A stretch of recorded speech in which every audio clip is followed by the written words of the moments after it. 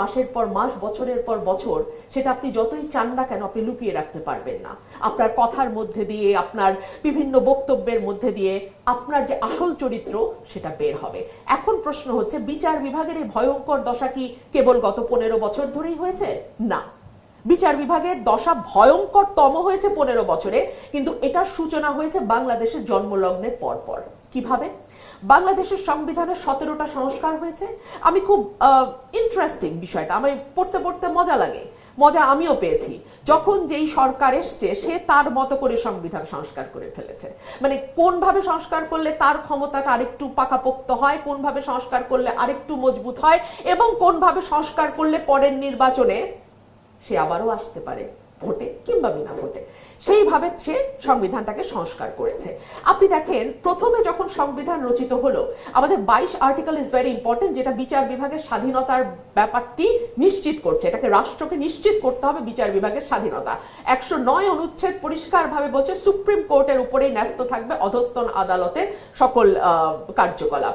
কিন্তু আমরা দেখলাম যে যখন বলা হলো সুপ্রিম কোর্টের অধীনে নিম্ন আদালতগুলো থাকবে, কিন্তু সেই নিম্ন আদালতের বিচারকদের অপসারণ, পদায়ন, নিয়োগ, এই সকল কিছু 72-এর সংবিধানে ছিল কেবলমাত্র সুপ্রিম কোর্ট নির্ধারণ করবে।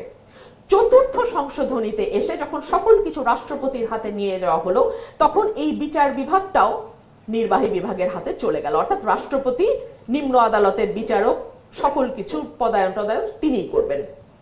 পরবর্তীতে পঞ্চম সংশোধনী দিয়ে কিছুটা ফ্লেক্সিবিলিটি আনা হলো এবং সুপ্রিম কোর্টের সঙ্গে পরামর্শক্রমে রাষ্ট্রপতি এই নিয়োগ দেবেন। রাষ্ট্রপতি কে বাংলাদেশে বলেন তো? সুপ্রিম কোর্টের সাথে পরামর্শক্রমে তো পরের ধাপ, কিন্তু প্রথম ধাপটা হচ্ছে রাষ্ট্রপতি, অর্থাৎ মেইন পাওয়ারটা রাষ্ট্রপতির হাতে।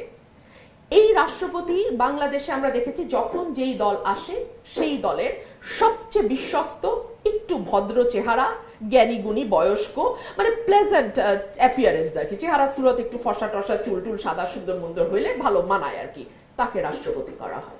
যে কারণে রাষ্ট্রপতি হওয়ার পর পর তিনি তার মনের দুঃখের কথা বলেন, প্রধানমন্ত্রীকে পা ছুঁয়ে সালাম করতে গেছিলাম, প্রধানমন্ত্রী সালামটা নিতে চান নাই, আমার বড় দুঃখ লাগছে। তখন তো বুঝি নাই যে প্রধানমন্ত্রী আমাকে আসলে রাষ্ট্রপতি করার কথা ভাবতেছেন। আমি একটা দলের কথা বলছি বলে ভাববেন না যে আমি অন্য দলের কোনো দায় নেই বলতে চাইছি, নো, একদমই না। মজার বিষয় হচ্ছে, একটা সরকার যখন 20 ভাগ কলুষিত করে, পরের সরকারে সেটাকে করে 40 ভাগ, তারপরেরটা এসে করে 70 ভাগ, তারপরেরটা 100 ভাগ। গত 15 বছরে 100 ভাগ কলুষিত করা হয়েছে।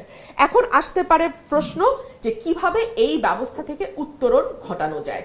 আমি বেশ কয়েকটি পয়েন্ট লিখে নিয়ে এসেছি। তার আগে দুটো ব্যক্তিগত অভিজ্ঞতা একটু বলি। জুডিশিয়ারি পচে দুই ভাবে। একটা হচ্ছে পুরোপুরি political appointments and political control, যেটা জুডিশিয়ারিকে কন্ট্রোল করে, যে কারণে খালেদাতুল কোবরার ব্যাপারে আমি সংসদে দাঁড়িয়ে বলবার পরেও খালেদাতুল কোবরার 2 পয়সা উপকারও হয় নাই। সংসদ যিনি চালাতেন প্রধানমন্ত্রী, যদিও স্পিকারের চালানোর কথা, প্রধানমন্ত্রী তিনি যখন চেয়েছেন বা তিনি যখন বলছে আচ্ছা ঠিক আছে বাদ দাও, তখনই সম্ভবত সে মুক্তি পেয়েছে। তো politicise judiciary, political appointment, political পার্সনদের অ্যাপয়েন্টমেন্ট, আমার একেবারে খাস লোককে জুডিশিয়ারিতে বসাইতে হবে কারণ তার ঘাড়ে বন্দুক রেখা, বাকি যা যা করার আমি করব, এইরকম মেন্টালিটি জুডিশিয়ারিকে ধ্বংস করে। আরেকটা হলো টাকা। যখন আপনি এই ধরনের লোককে নিয়োগ দেবেন এবং এই ধরনের লোকের ঘাড়ে বন্দুক রেখে আপনি সংবিধানকে ইচ্ছা মতো সংশোধন করবেন, খুব ভালো মতন জানে যে কোন সংবিধানের কোন কোন ধারা অসাংবিধানিক, এটা জজ সাহেবরা জানেন না তা না, কিন্তু তারা সেটা বলবেন না।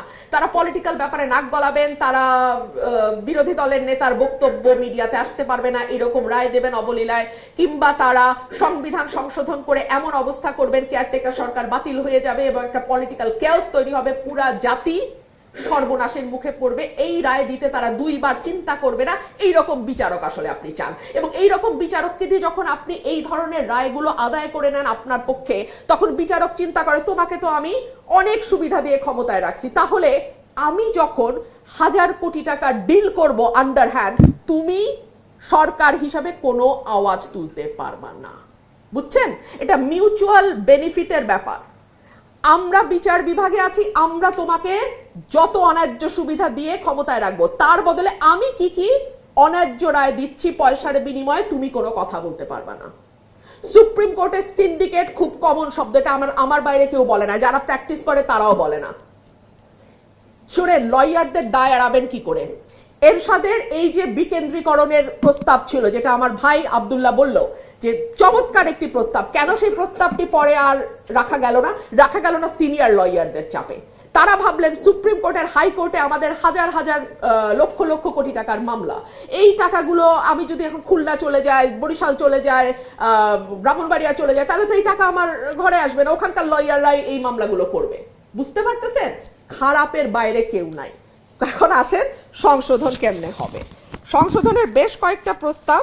প্রথম হচ্ছে, আমাদের প্রধান বিচারপতি অলরেডি বলেছেন বিচার বিভাগের জন্য পৃথক সচিবালয় করতে হবে, যেটা সুপ্রিম কোর্টের অধীনে থাকবে। দুই হচ্ছে, বিচারক পদায়নের জন্য পৃথক নীতিমালা করতে হবে। এই যে লোয়ার জুডিশিয়ারিতে কারা অ্যাপয়েন্টেড হবেন, কিভাবে অ্যাপয়েন্টেড হবেন, সুপ্রিম কোর্টে কারা জাজ হবেন, দেখেন এখানেও মজা। 95 অনুচ্ছেদে বিচারক নিয়োগের জন্য আইন করবার কথা বলা হয়েছে। বাই দ্য ওয়ে, হাইকোর্টে কিন্তু কোনো বিচারপতি নাই, প্রত্যেকে বিচারক, কেবলমাত্র প্রধান বিচারপতি সংবিধান অনুযায়ী বিচারপতি, এর বাইরে কিন্তু কেউ বিচারপতি নন। তো এই 95 অনুচ্ছেদে আমাদের বিচারক নিয়োগের যে আইনের কথা বলা হয়েছে, কোন সরকারের এটা পছন্দ হয় না। বিএনপি সরকারেরও পছন্দ হয় না, আওয়ামী লীগ সরকারেরও পছন্দ হয় না। হবে কি করে? তাহলে আমরা শপথবদ্ধ রাজনীতিবিদ আনবো কি করে জুডিশিয়ারিতে, তাই না? তো এই যে বললাম, পলিটিক্সের বাইরে আসলে কিছু না। পলিটিক্স যতদিন পর্যন্ত এরকম থাকবে, ততদিন পর্যন্ত বিচার বিভাগকে আলাদাভাবে সংস্কার করবার কিছু নাই। বিচার বিভাগের জন্য পৃথক বাজেট করতে হবে, এই কথাটি আমরা দীর্ঘদিন ধরে বলে আসছি। আশা করব এই সরকার তারা বিচার বিভাগের জন্য পৃথক বাজেটের ব্যবস্থা করবে। অন্য সার্ভিসের সাথে বিচার বিভাগের বেতন, সুযোগ সুবিধার যে বৈষম্য আছে সেটা দূর করতে হবে। বিচার বিভাগের কর্মকর্তা কর্মচারী নিয়োগের স্বচ্ছতার জন্য কমিশনার নিয়োগ করতে হবে। বিচার বিভাগকে দুর্নীতি মুক্ত করতে হবে, যেটা আমি একটু আগেই বলেছিলাম।